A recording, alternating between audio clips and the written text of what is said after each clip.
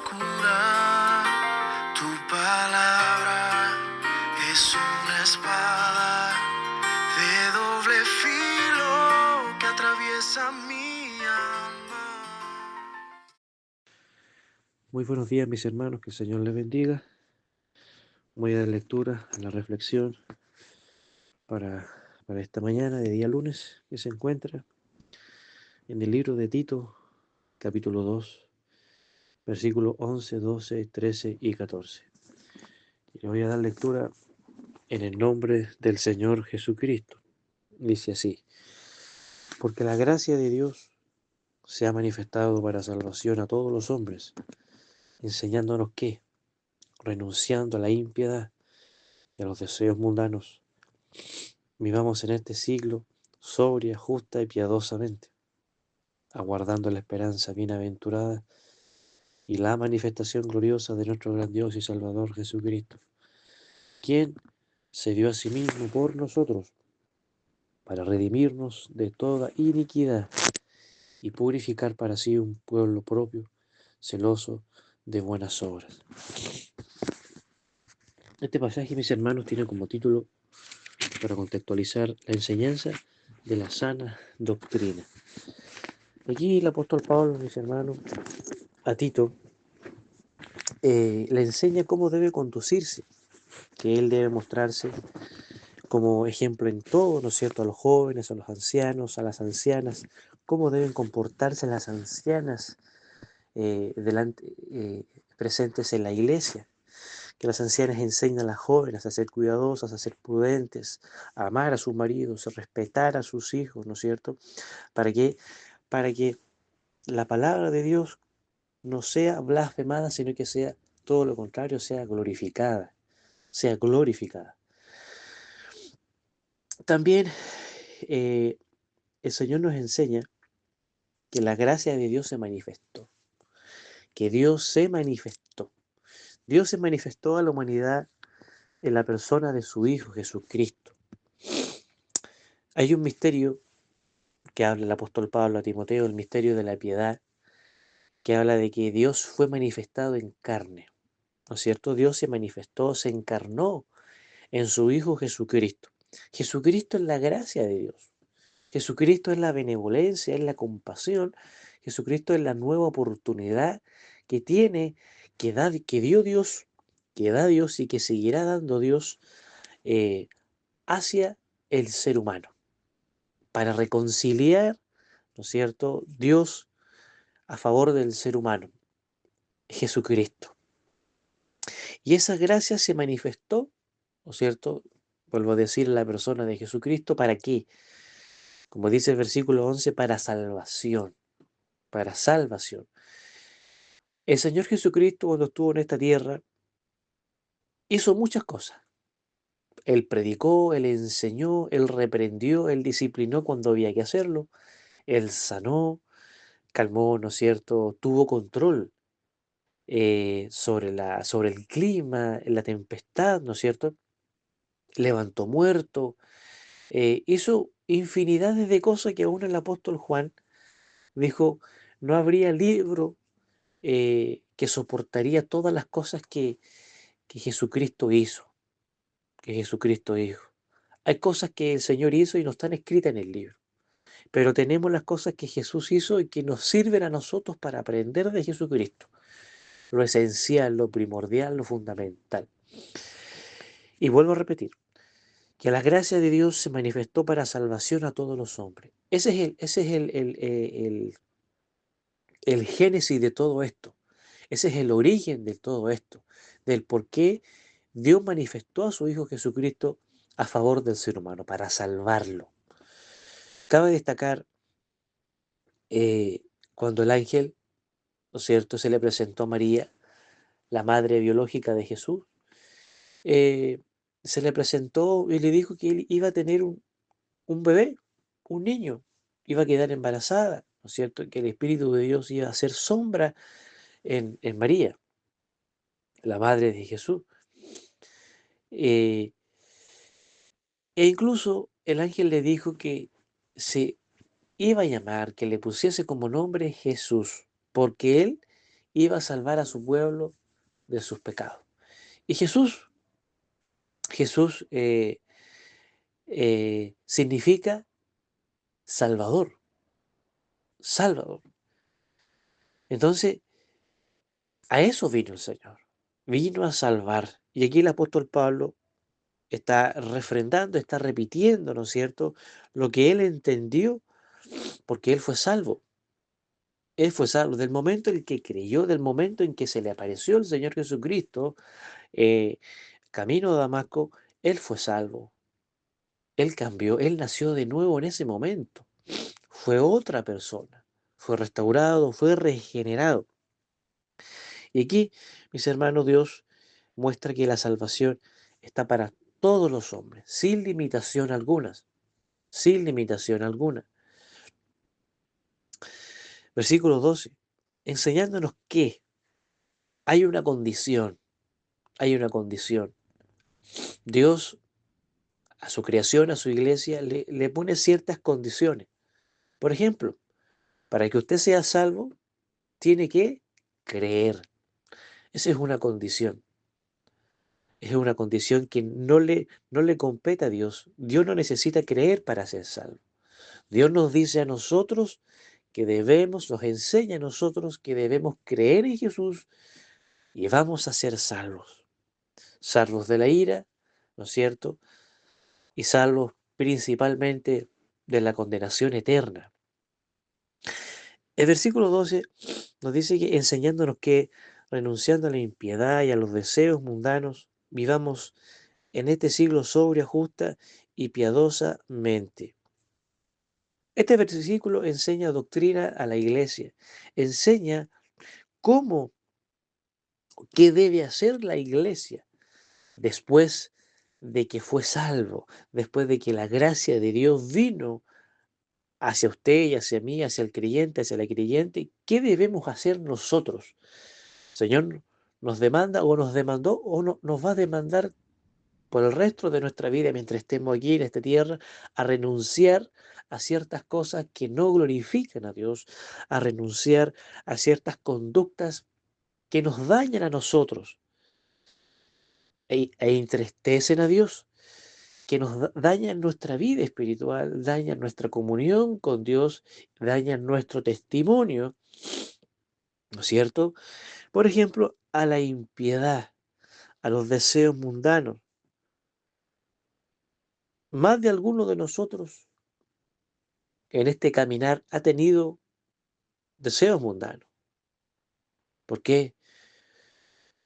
Porque estamos en una condición, en una raza caída. Estamos en un cuerpo, en un tabernáculo, en un cascarón caído, lleno de maldad, lleno de impiedad, lleno de transgresión. Y Dios dice la palabra que Él se compadece de nuestras debilidades, nos vuelve a levantar. Pero ya, mis hermanos, hay una diferencia. Hay una diferencia desde cuando usted se acercó al Señor, cuando usted se enfrentó delante de Dios y rindió su vida, su corazón al Dios del cielo, a Jesucristo, su Hijo, y el Espíritu Santo hizo morada en su ser, en su corazón, lo restauró, le cambió la mente, puso un corazón nuevo, puso una nueva mentalidad en la mente de Cristo. La Biblia nos enseña que debemos tener la mente de Cristo. Bendito sea el nombre del Señor. Entonces, cuando Dios hace eso, cuando Dios hizo eso, ya esos deseos mundanos, esas impiedades, ya no pasan a ser un estilo de vida en nosotros. Antes de conocer a Dios, los deseos mundanos, las impiedades, las transgresiones, los pecados, eso era recurrente, era algo normal en la vida de cada uno de nosotros. Ahora ya no. Ahora cuando nosotros fallamos, nos dolemos, nos contriñimos. Y el Señor nos recuerda que Él es fiel y justo para perdonar nuestros pecados y limpiarnos de toda maldad. Ya no está el estilo de vida pecaminoso en nosotros. Ya no está, ya no nos gozamos cuando fallamos, cuando pecamos, porque el pecado produce placer, la tentación produce placer, las luces del mundo producen placeres a nuestra cara, a nuestros ojos, pero ya no, en nosotros no. El único placer que tenemos nosotros es no fallarle a Dios, es no equivocarnos, es el estar derechitos en las cosas de nuestro Dios. Nos aconseja el apóstol Pablo de vivir en este siglo sobria, justa y piadosamente.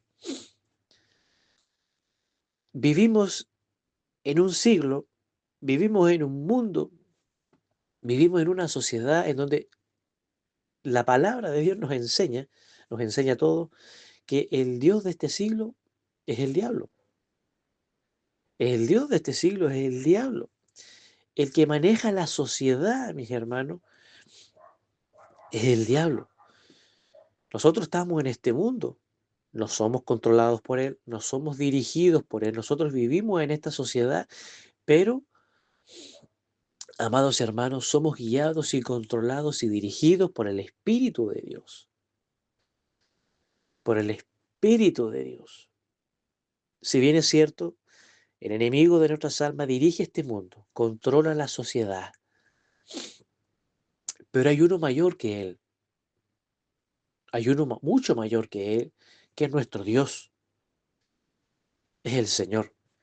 Y Él está con nosotros y nos ayuda, ¿no es cierto, amados hermanos?, para poder vivir sobria, justa y piadosamente delante de Dios.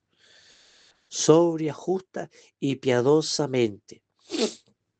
El versículo 13, amados hermanos, nos habla literalmente de aguardar, de esperar, de tener en cuenta, de tener en mente de que algo viene más adelante, de que alguien viene más adelante, de tener la esperanza bienaventurada. Nos habla de la venida del Señor, de la segunda venida del Señor Jesucristo y de nuestra reunión con Él, en donde Dios se va a manifestar visiblemente ante el mundo, ante su iglesia, amados hermanos, y nosotros, sus hijos, por misericordia, vamos a ser alzados, vamos a ser arrebatados, pero siempre y cuando mantengamos la esperanza, no como algunos, como dice el apóstol Pedro, que algunos tienen por tardanza la venida del Señor. Algunos se cansaron de esperar la venida de Cristo. Algunos se aburrieron, algunos perdieron la fe, perdieron la esperanza de que Cristo algún día va a venir.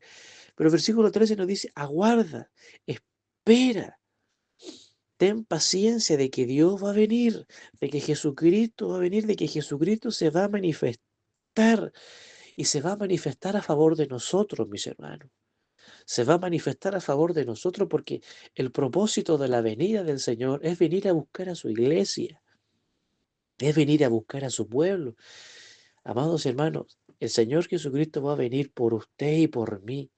Nosotros somos la excusa o somos el por qué Dios va a venir por Jesucristo. Nosotros somos la iglesia del Señor, la novia de Cristo, quien se dio a sí mismo por nosotros, para redimirnos de toda iniquidad y purificar para sí un pueblo propio, celoso de buenas obras. Eso es la gracia, mis hermanos. Eso es la gracia de Dios. ¿Qué es la gracia de Dios? Que Jesucristo se dio a sí mismo por nosotros. ¿Para qué? Para redimirnos de toda iniquidad, redimirnos de todo pecado, para darnos paz. Él fue molido por nuestros pecados. El castigo, ¿no es cierto?, que Él recibió fue para darnos paz. Dice el profeta Isaías en Isaías 53, para perdonar nuestros pecados. Pero no solamente eso, no se queda ahí solamente la redención, el sacrificio de Jesús, sino que para purificar, para establecer, para hacer un pueblo especial, un pueblo propio, un pueblo distinto, un pueblo particular, un pueblo peculiar, un pueblo que para el mundo somos raros, para el mundo somos locos, somos extraños, somos enfermos. Para algunos también dirán, los evangélicos son tontos, pero no, somos un pueblo propio de Dios, un pueblo santo, un pueblo, amados hermanos, distinto al mundo. Y ese pueblo distinto, propio, que tiene características celestiales, que tiene características propias de Dios, porque somos hijos de Dios. Los hijos heredan características de su papá, de su madre, ¿no es cierto? Y las desarrollan. Así también nosotros heredamos por Jesucristo nuestro Señor, características propias de Él, que es la santidad, ¿no es cierto? Que solamente la da Dios. La santidad la puede dar Dios, la santidad no la da el hombre, no la produce el hombre, la da solamente Dios, la da la salvación, el perdón de pecado, la regeneración, la justificación por la fe, el sentirnos libres, amados hermanos, la salvación. Son cosas que el mundo, que el enemigo no puede dar al mundo, solamente lo da Dios. Pero también dice, un pueblo celoso de buenas obras. Las buenas obras tienen que estar en el cristiano. Las buenas obras, las buenas conductas tienen que estar en el cristiano. Ciertamente aquellas cosas no salvan al cristiano, pero sí honran a Dios. Honran a Dios, glorifican a Dios y demuestran lo especial que está en usted y está en mí. Dios provoca el querer como el hacer por su buena voluntad. El querer como el hacer por su buena voluntad. De buenas obras, mis hermanos, no nos olvidemos de buenas obras. Que Dios bendiga y confirme este pasaje y sea de bendición para toda la amada iglesia. Amén.